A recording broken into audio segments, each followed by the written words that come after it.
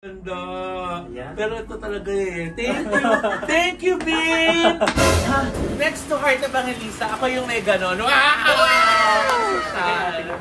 Ito dumadating sa'yo mga nakaganito na. Okay. Siyempre ang gusto natin kasi dito is yung lalago kami. Lalago din dapat yun. Ay, ano yun eh? May paano? Recess na po! Recess na! May bell! May bell.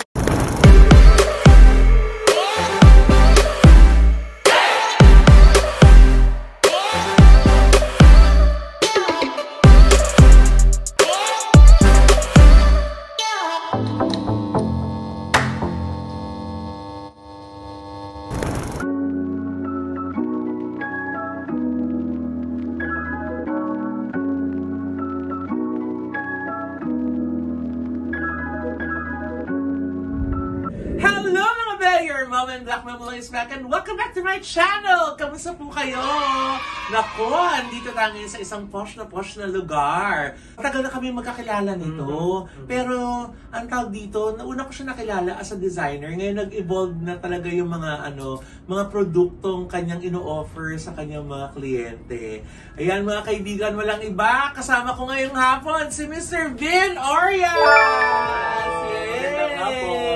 Di ba ang bata-batang entrepreneur? If you don't mind me asking, ilang taon ka na? Ay, wala mo. Oh my God. 25? No, sobrang... Oh, yeah, 25, 20. Di ba ang fresh kasi, oh? No, ano? 35 na ako. It's Totoo my ba? Year of the Rabbit, 1987. Ay, ako din! Year of the Rabbit, Rabbit. 1975. Ay, so magkano to? Magka-year natin tayo! to. Year natin Taon to. natin to, di ba? Una ko siya nakilala, ano pa siya, fashion designer. Hanggang ngayon naman, di ba? Kasi nung una kami nag-cross yung path namin, nag-pull out ako, tsaka nag-pull out ako sa'yo ng mga suits na ginamit ko para kay Bossing Vic at saka kay Alden. Yeah, for the show. My Bebe Love, yung pelikula. Di ba? MFFFU. Yes, dun ko siya unang kinalabit. Sabi ko sa kanya. Yun pala yun, Oo, sabi ko ganun, Vin, baka meron kang mga clothes na pwede kong paggamit kay Bossing Vic at saka kay Alden. Nag-work naman, pumasok. Diba? Ang ganda. Tsaka nun, hindi masyadong nagmamasikip na yung fit na damit si Bossing. Pero, nung nasuot yung mga kay Vin, pumayag siya. Ang bagets ng itsura ni Bossing doon, di ba?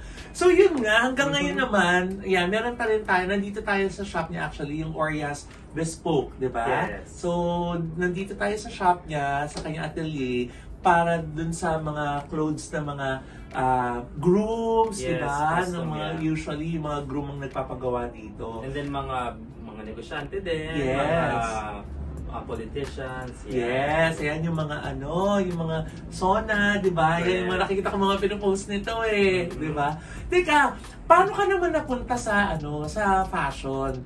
Kasi di ba, engineer ka? Yes. Industrial engineer ako. Well, I finished industrial engineering nung college. Oh. And then, pero syempre way before like elementary, high school. Medyo na tayo, parang natural na sa atin yung styling. No? Okay, So, though hindi pa uso yung word na styling nun, pero meron na tayong may fashion sense na. Correct. Meron na tayong fashion sense na hindi ko lang alam na yun pala yun. And then na-develop na lang siya through the years. And then nung college ako, sabi ko I wanted to have a strong background in business. That's why I went into engineering, na business engineering, which is industrial. Okay. And then after nun, dire-diretso yun, nag-fashion school na ako. 2009, I finished yung engineering, 2011, fashion. And then after nun, entrepreneurship na 2012. I registered my first business 2012. Okay. And then after nun, syempre, trial and error sa business. And then, competitions din, like Project Runway 2015. And then, mga business incubation programs ng government, ng negosyo, yan. Yeah. So, kaya doon na na-develop yung love natin. Doon na nag-reveal na, ay, ito pala yung heart ko. Yes, doon ka pala passionate, no? Siyempre, hindi naman nawala yung linya mo na from clothes, ngayon you're doing bags and shoes, di ba? Paano naman napasok yung bags? Kasi siyempre, di ba, ipagyayabang ko lang, si Heart Evangelista, merong ng bag niya, tsaka iba pang mga artista, di ba? At meron si Heart Evangelista na meron din ako. Kami lang ni Heart Evangelista yung meron niyan, di ba? Ginawa niya ako ng sariling roller bag na personalized. Ito po yung mga roller bags. Ito yung kanyang yung kanyang mga highlight, ito highlight product niya. Ang kanyang queen product, yung mga roller bags na yan. So meron ka ng ganito na may letter L. May letter L. Yung kay Heart kasi, pink na may letter L. Ay, siya red, actually red yun. So red pala siya, tapos nakalagay L kasi nga di ba love Larry siya. Ako naman L kasi Loy. Di ba lande? Sabi ko, ay, meron si Heart. Kailangan meron din ako. So yung kay Heart nga red kasi magbe-birthday na siya. Happy birthday! Happy birthday, Heart! So paano tayo napunta from suits to roller bags? So very evident naman like yung aesthetic ko as a designer is tailoring, no. I love edge, I love canto, I love firm, like malinis na tahi, structure, yan. So yung aesthetic ko na yun, na-develop ko sa mga produkto ng, kunyari ito nga mga bag. Like for example, ito, makita-kita mo na buo yung structure na. Yes, oo. At the same time, aside dun sa mismong structure and then yung composition naman nito is that, yun nga, galing ako sa mga government programs. So, na-open sa akin na, na meron pala akong opportunity to help. Yes. Okay?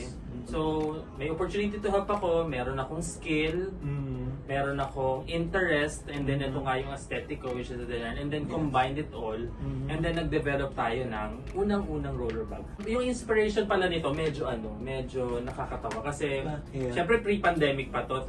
Development ito actually 2 years bago siya na-release. 2017 pa lang din na-develop ko na siya.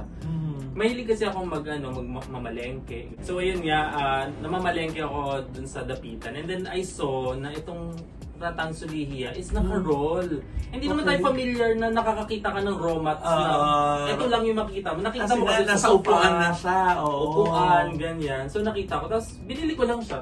Randomly, I got the whole roll. Tapos inuwi ko na siya. Tapos sa mga panahon na yun, 27, mahilig ako mag-ukay-ukay. So sa mall na yun, madalas ako nandun. Tapos meron doon isang Caritas na shop, na thrift shop na Caritas. Yung Caritas Manila. Yes. Ayan. Tapos may nakita akong maliit na ganitong size yun actually. Na plain na, ganito, roller. Wala lang itong part na to. Tapos sobrang nakita na ko, inuwi ko. Tapos for the longest time in my workshop sa may Sampaloc, Manila, magkatabi lang yung dalawang material na yun. Tapos sabi ko, ganun kaya ako naman, parang ang ganda nito dito. Nilapit ko lang yung dalawang material, leather and then yung ratan. Tapos yun na, syempre bilang entrep tayo, kailangan resourceful tayo. Yes. Okay? At kailangan natin ma-discard. Kailangan creative. Pumunta ako ng Marikina, sinuyod ko yun, naghanap ako ng pwedeng pagtahian. Nagtanong-tanong na ako, siguro mga ilang araw din ako pabalik-balik. Para lang may mahanap na supplier. Mabibit mo pala mamaya is yung yung pattern maker natin dito na ano pala siya, close-knit sa family ko dun sa province. Kilala niya yung apelido namin kasi tumira siya sa bahay namin sa Tayabas sa Quezon. Talaga? Oo, talagang ganun naging tao mo. Oo, ganun ka-literal na yung pinagdasal mo, bibigay talaga sa yung tamang tao. So ayun, nag-develop kami nito. Tapos, the first sali ko sa Artifino, 2019. Tapos, syempre, nandun lang kami sa portion na halo-halo lang. Yung presentation part lang. So, nilabas ko yung samples ko nito. As display, no? Alam ba, after the show, sold out yun. Samples lang yun, no? Kasi naman talaga, pag nakita niyo po siya, di ba, unang kita mo pa lang sa kanya, may endear ka na agad sa kanya kasi number 1, alam mong gawang Pinoy dahil sa Solia. Number 2, yung aesthetic niya, yung parang di ba hindi normal na ganito yung size ng bag, na shape, di ba? Ang galing And ang target natin dito global. So diba? Yun, doon tayo papunta. That's why kung makita niyo iba naming mga styles, makikita mo pa rin yung evident pa din yung pagiging Filipino niya because of the materials. Like for example, ito, meron tayong Abel, no? Ito Sulihia. Iba-iba ng material na yun. Meron din tayong tinalak nito from Zamboanga. Okay. Tapos saan galing yung mga Sulihia na to? Yung Sulihia natin, galing to sa sa Cebu. Meron tayo sa Cebu, meron tayo sa Pangasinan. Meron din tayo dito sa QC. Meron tayong mga maliliit na mga dito, mga bahay-bahay na gumagawa. Tapos yung sapatos, ano yun, it came after kasi nga sa Marikina mo na to ginagawa, di ba? So nagka-idea ka na na pwede siya sa shoes. Pwede natin pasukin since ma-maximize ko yung energy ko na nandun ako sa area lagi. So ito, katulad ito, yan, meron tayong mga chinelas. Ang ganda! Order na ako ng black. Kasi nga meron na ako nung ganito di ba, na black and Solia. So, at saka kita mo, di ba, yung konsepto ng Solia, nasa damit na rin yan. Ito din. Parang Solia na rin. So, ito yung brown, isa sa mga bagong products niya. This is our tops. Rocket top. So, ito namang material na to is called eyelets. Cotton eyelets. Yan. Kaso parang nag-resemblance niya nung nung Solia. Ang galing. Yun yung intention niya. Para maging full yung look. Oo. Okay. Siyempre bilang stylist tayo, meron tayong storyline na binubuo, di ba? Yes. Okay, so papunta na din tayo doon. So una tops, mamaya meron na rin yung mga bottoms. Tapos siyempre, gaya na sinabi niya kanina, global. Tingnan niyo naman mo talaga. May pagmamalaki talaga, di ba? Itong orange, ang ganda. May mga bucket, di ba? Lahat na ng type ng bags na nagagawa ng at kaya natin Orias dito. Essentials. Kaya diba? natin sa Marikina. Alam mo yung nakaka-proud kasi pag bit-bit mo to anywhere, gaya nga, di ba, si Heart ngayon, di ba, nagiging parang natin siya, global nagiging, nagiging channel, di ba, para ma-promote ang gawang Pinoy, di ba? Minsan lang mabit-bit to ni Heart sa isang niya, fashion week niya, sa Milan o sa, naku, diba? Forever na tong hahanapin na to ng mga banyaga. Diba? Naku, sana mabit-bit na ito. At nga pala, nanalo na tayo ng mga awards dahil dito. Oh? Yes. 2021, tayo ang Best Homegrown Brand ng Frankie and Friends. Wow! And then this year, yung essentials din itong line na to, nanalo sa Nylon Manila. Wow! Diba? Nakaka-proud. So, ayan, ang dami-dami ng mga design. Pero alam mo, isa sa mga sa mga limited collection na gustong-gusto ko, ito, bag niya to Atin kasi yan. Bag niya to, kanina ko pa inaawitan. Sabi ko, gusto ko nito. Gusto ko nito, pero sabi niya, gagawa niya ako. Yan kasi yung sample. Sample lang ba kaya to? ako magamit. Diba? Ang ganda, Pati may opening. Tapos yung opening, dyan. Tapos hindi siya nahuhulog, Diba? Ang galing. Bakit? May magnet? Magnet yan, dalawang magnet. Ay, ang taray. Hindi nahuhulog. Teka lang, baka biglang mahulog. Kaya ako. Hindi talaga, promise. Pero alam mo, sobra talaga ako naku-curious kung paano mo to ginagawa. Kaya pupunta tayo ngayon dun sa workshop nila ng Orias Essentials para silipin natin kung ang mga mukha na gumagawa nitong mga bags na ito. Yung mga kamay na gumagawa ng bags. Yes, yung mga kamay na gumagawa ng mga bags na ito. Kakamustahin natin sila. Ayan, napunta na tayo. Excited naman. Eto na, makikita na natin kung paano ginagawa yung mga magagandang bags ni Bin Orias, di ba? Siyempre. So yan, kanilang workshop. Yay! Ito po ang ating mga At yung mga ate at mga kuya. Ayan. So dito binubuo. Yes, dito binubuo. Ito pa parang assembly area na tong nakikita natin. So yung makikita niyo yung process by process dito yung sewing, and then dito yung attaching, tapos meron tayong finishing dito, tapos may quality check din tayo dito. Yes. Pattern making nandun. Okay, saan may patterns doon? Yes, okay. So pag gagawa ng pattern, dadalhin sa cutter. Yes. Ayan, nandito yung cutting nila. So nagkakat ng mga leather. Yes. So dito kinakat. Ayan, so mano-mano kinakat yan by hand. Okay. Ayan, with patterns and ayan yung mga pattern niya. Kinakat yan isa-isa. Imagine mo na lang yun. Yung effort, no? Kala kasi natin laging, pag sinasapag nakita tayo ng bag, mas maraming involved na makina. No, mas maraming involved na kamay. Na kamay. Lalo na dun sa mga bags nyo kasi matigas di ba? Yes, structured siya, di ba? Structured siya ng mga bags. So yung talagang mas more on on kamay talaga.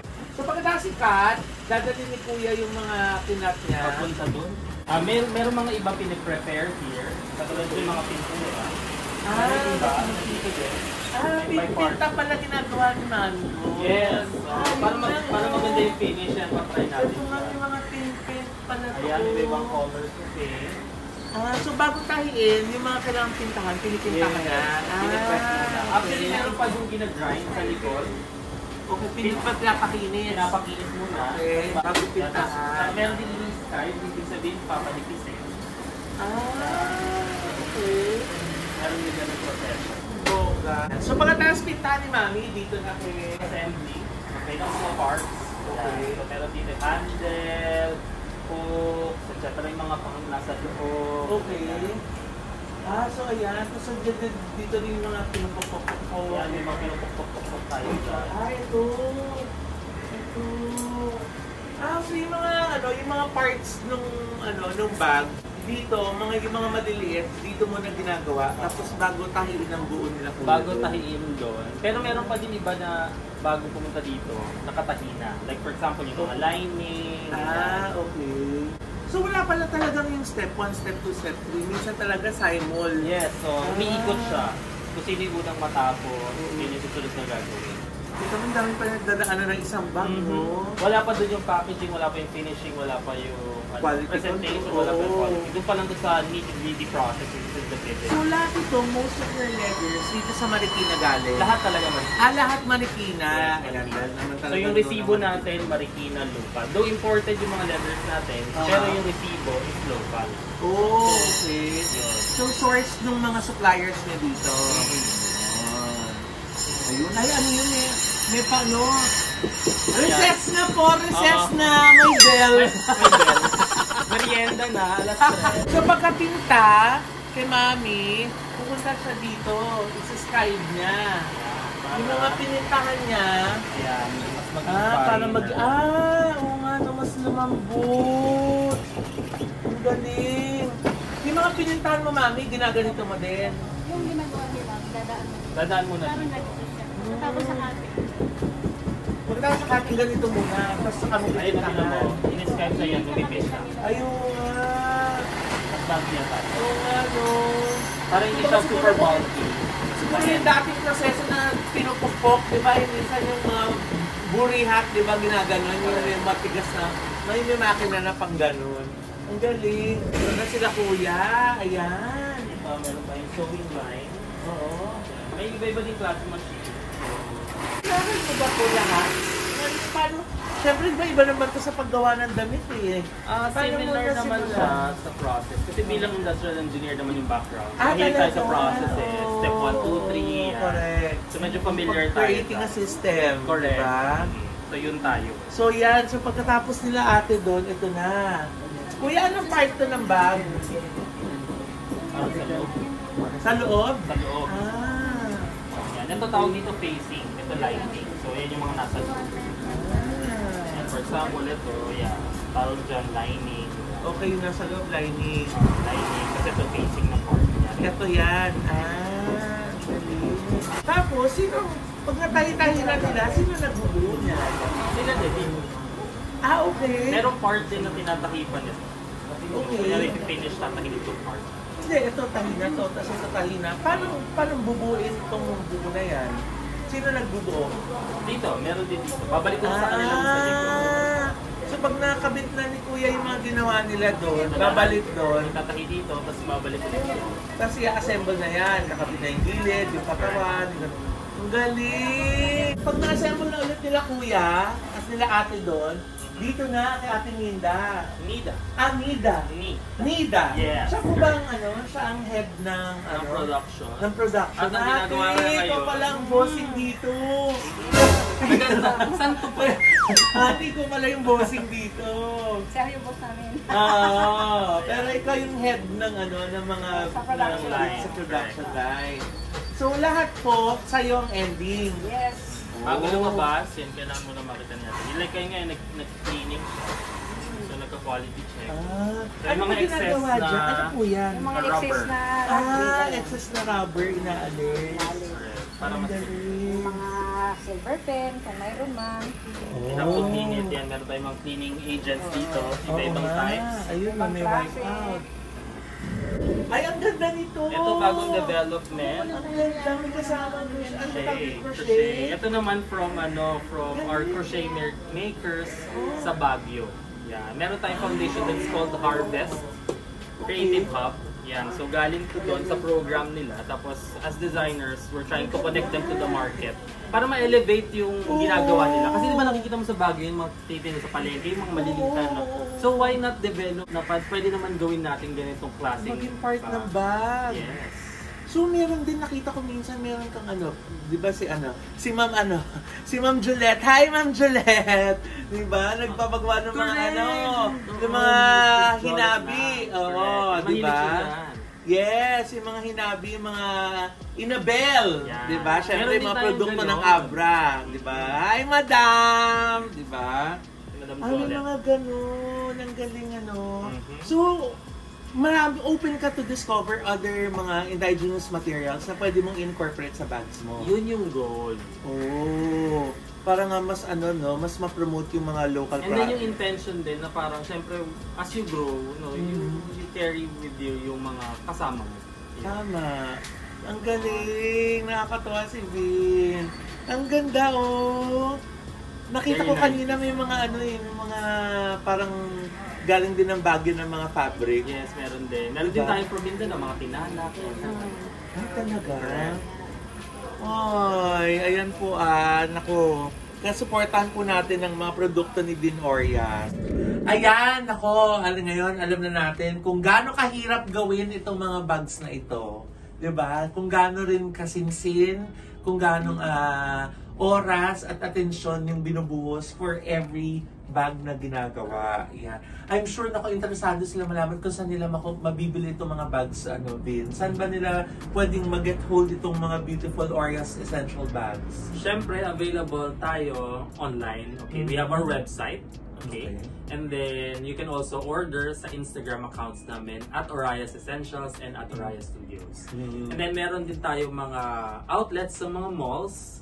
We have a partner store, Frankie and Friends, in Rockwell, SM Ora, Molito, Alabang, and also in Sydney, Australia. Okay. And then we also have our pop-up at Greenbelt 5, second level. It's under the program of Alagang Ayala Land. So maraming salamat Ayala for helping us. Yes. Yan, makapag-jumpstart nitong brand namin during this hard times.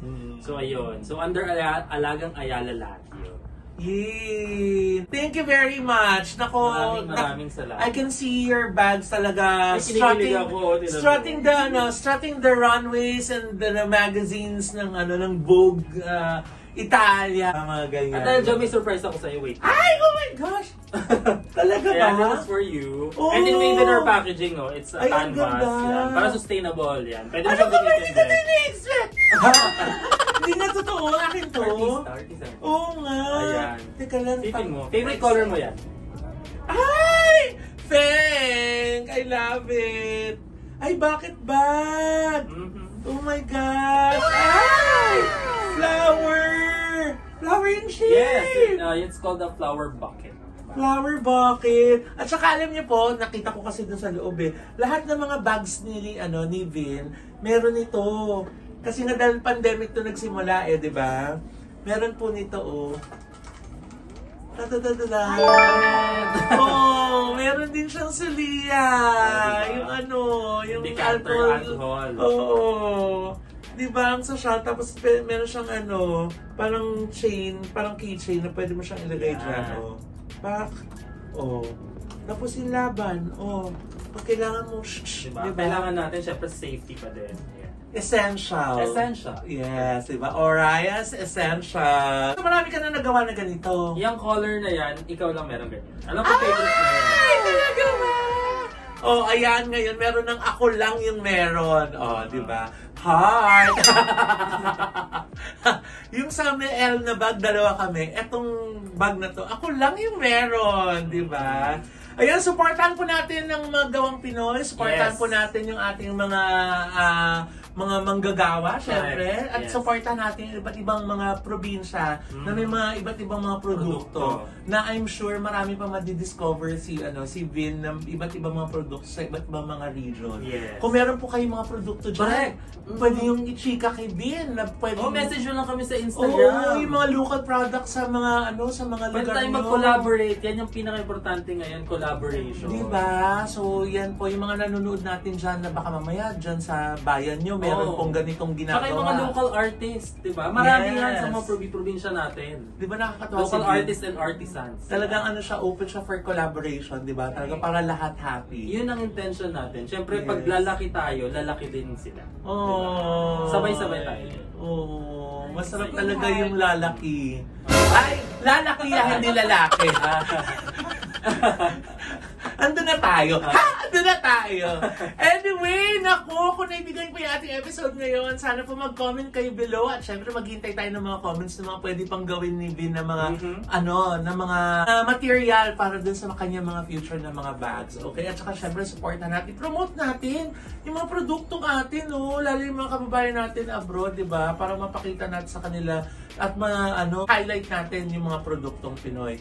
Syempre mag-comment po kayo below, i-click nyo rin po yung like button at huwag nyo rin po kalimutan i-click yung notification bell para po ma-notify po kayo pag meron po tayong bagong upload. At syempre huwag nyo po kalimutan i-like, subscribe, and share at follow din po yung aking ibang social media accounts sa Facebook, sa Instagram, at saka sa TikTok. Yay! Wow. Ayan. So maraming salamat. Maraming Vin, salamat for sa having inyo. us. Kaya baka nyo rin kami sa TikTok shop ha. Malapit na yan. Oh! Di ba? TikTok shop. At saka baka may upcoming kang fair na kasali ka. Meron tayo sa March, sa Artifino sa Rockwell. Yan. Naka isa yan sa talagang And then dinadayo, Manila Fame din ng October. So yan. Yes! Yan yung mga talaga yung mga pati mga interior designers, di ba, nandyan sa Yes, sa sa Manila Manila Fame. Yay! Ayan, maraming salamat po. Magkita-kita po tayo hanggang sa muli. Bye! Oh, yung ganda. Ayan. Pero ito talaga eh. Thank you, Vin! Pati naman. Pati naman. Pati naman.